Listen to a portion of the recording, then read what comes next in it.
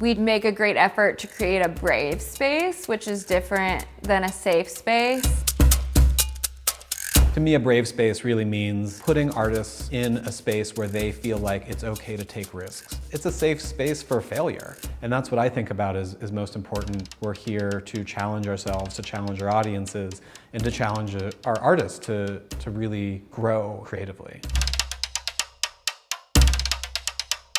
Our guiding mission at the Mattress Factory is to say yes to artists. Regardless of how outlandish the request may seem at the outset, the Mattress Factory tries to make it happen, and that includes sourcing materials, manipulating our own spaces, finding community partners.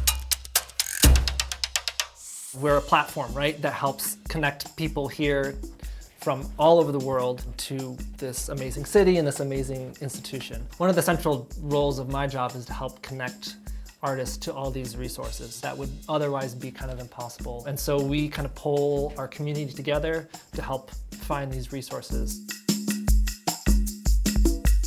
Creating an open communication with the artist, it starts with asking them what their wildest dreams could be. So the process of how we get to the finished product with the artist changes a lot based on their vision. We ask that they come to the museum with no goals. When they apply or they submit to an open call, we don't ask them to submit a proposal because we want to go through that process with them and we want them to be inspired by the space that they're given.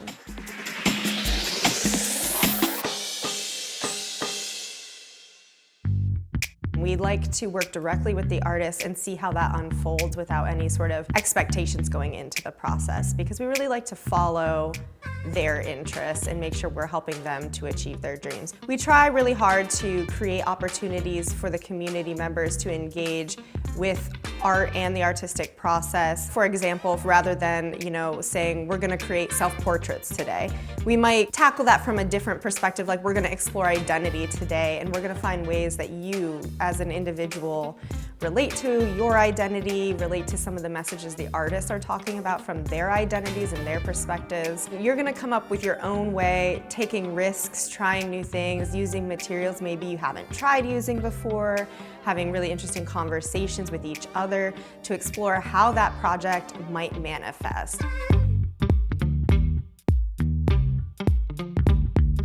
I think it's a kind of radical openness which sets us apart from other places. The baseline is yes. And of course there's yes and okay, we gotta figure this out. When I go into a conversation with an artist, I'm always trying to think, okay, this is really ambitious, right? I mean, a lot of artists are very ambitious in what they're trying to do. And I'm always trying to think about, okay, how can we make this happen? That's always my ambition when we go into a project together with artists. I think in terms of figuring out how to best shepherd a project, I try to think about and learn from the artists and how they want to work. A lot of times it's, getting out of the way and connecting artists directly to a resource or to an asset. Whatever that is, we can just kind of be conduits to help connect them to those things that help them in their own process.